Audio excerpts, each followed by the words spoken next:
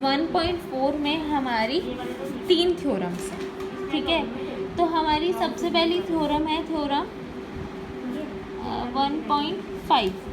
वो कहती है कि x एक रैशनल नंबर है, ठीक है, एक रैशनल नंबर है और उसकी जो डेसिमल एक्सपेंशन है वो क्या है, टर्मिनेटिंग है। हमने पढ़ी थी डेसिमल एक्सपेंशंस, टर्मिनेटिंग जो ख़त्म हो जाती है एक पॉइंट के बाद, मतलब ख़त्म हो जाती है। नॉन टर्मिनेटिंग जो चलती ही रहेगी। नॉन टर्मिनेटिंग रिपीटिंग या रीअकरिंग में क्या होता है, सेम सेट ऑफ नंबर्स क्या करते रहते हैं, पॉइंट के बाद रिपीट करते रहते हैं। और नॉन टर्मिनेटिंग नॉन रिपीटिंग में क्या होता है, नंबर्स ना ही टर्मिनेट होंगे और ना ही रिपीट करेंगे, ठीक है। तो जो टर्मिनेटिंग है मतलब पॉइंट के बाद जाके रुक जाएगी। तो कह रहे हैं अगर x एक रैशनल नंबर है, वो रैशनल नंबर है और उसकी डेसिमल एक्सपेंशन टर्मिनेटिंग है, तो हम इसको p/q की फॉर्म में एक्सप्रेस कर सकते हैं। p और q दोनों को प्राइम है और q मेरा 0 के इक्वल नहीं है, ठीक है। तो वो क्या कह रहे हैं कि जो q की वो होगी हमारी प्राइम फैक्टराइजेशन होगी, इसकी वो किस फॉर्म में होगी, 2 की पावर n और 5 की पावर m, ठीक है। अब अगर हम ध्यान दें तो सिंपल सी भाषा में जब तुमने शुरू में डेसिमल सीखे थे तो तुम्हें क्या सिखाया गया था कि नीचे जितने ज़ीरो होते हैं हम ऊपर उतने ही पॉइंट के अकॉर्डिंग, मतलब उतनी वैल्यूज़ के काउंट करके अकॉर्डिंगली डेसिमल लगा देते हैं। यही कंसेप्ट वो यहाँ पे बता रहा है कि अगर टर्मिनेटिंग है यानी डेसिमल्स की वैल्यू लिमिटेड है, और अगर पॉइंट हटाएंगे उसको हम कन्वर्ट करने के लिए, फॉर एग्जांपल 0.4 दे रखा है, ये टर्मिनेटिंग डेसिमल एक्सपेंशन है, मैंने पॉइंट हटाया नीचे 10 आ गया, p/q की फॉर्म में रिप्रेजेंट हो गया।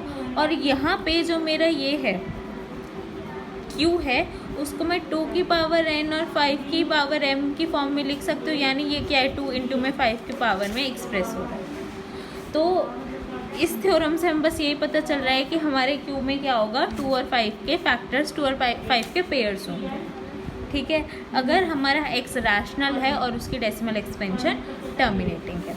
जो अगली थ्योरम है 1.6, वो इसकी मतलब इसी बात को कहा गया है बट दूसरे तरीके से कहा गया है हमें कि एक रैशनल नंबर है x, उसको हम p/q की फॉर्म में रिप्रेजेंट कर रहे हैं और q में हमारे पास फैक्टर्स हैं 2 और 5 के, तो वो उसकी डेसिमल एक्सपेंशन क्या होगी, टर्मिनेटिंग। बस वर्ड्स को आगे पीछे लिखा है। तो इस एक्सरसाइज में तुम्हें ये क्वेश्चन आएगा कि तुम्हें एक p/q की फॉर्म में वैल्यू दी होगी, बताना है वो टर्मिनेटिंग है कि नहीं, ठीक है। तो सबसे पहले तुम चेक करोगे कि वो दोनों को प्राइम नंबर्स हैं, ठीक है, जो p और q की वैल्यू दे रखी है को प्राइम होने चाहिए, को प्राइम है।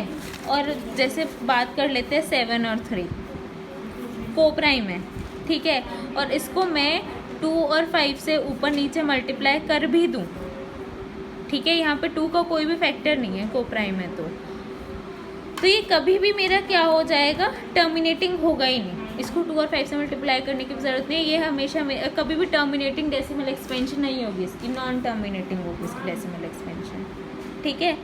और अगर 7/2 होता है यहीं, तो अगर मैं इसको ऊपर नीचे 5 से मल्टीप्लाई कर दूँ तो इसकी डेसिमल एक्सपेंशन क्या हो जाएगी, टर्मिनेटिंग, यानी 3.5, ठीक है।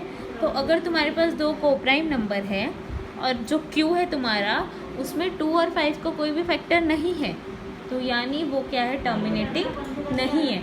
और अगर वो को प्राइम है और 2 और 5 में से एक का भी फैक्टर है तो आप उसको दूसरे से मल्टीप्लाई, अगर 2 एक्सिस्ट करता है तो 5 से मल्टीप्लाई करके उसको टर्मिनेटिंग बना सकते हो, 5 करता है तो 2 से करके उसको टर्मिनेटिंग बना सकते हो। और जो इसकी तीसरी थ्योरम है वो यही कहती है कि एक डेसिमल एक्सपेंशन 1.7 जो कहती है कि अगर हमारे q में x रैशनल नंबर है, 7/3 है हमारे पास, ठीक है, और उसकी जो प्राइम फैक्टराइजेशन है q की, उसमें क्या है हमारे पास 2 और 5 के फैक्टर्स नहीं है, तो वो नॉन टर्मिनेटिंग एक्सपेंशन है। बस 3 थ्योरम है, 2 थ्योरम में तो एक ही बात की गई है घुमा फिरा के, तीसरी में भी वैसे ही बोला गया, बस बोला है कि 2 और 5 के फैक्टर क्यों में होंगे तो टर्मिनेटिंग डेसिमल एक्सपेंशन होंगे, नहीं होंगे तो नॉन टर्मिनेटिंग। इसी का यूज़ करके एक्सरसाइज के क्वेश्चन सॉल्व करें, ठीक है।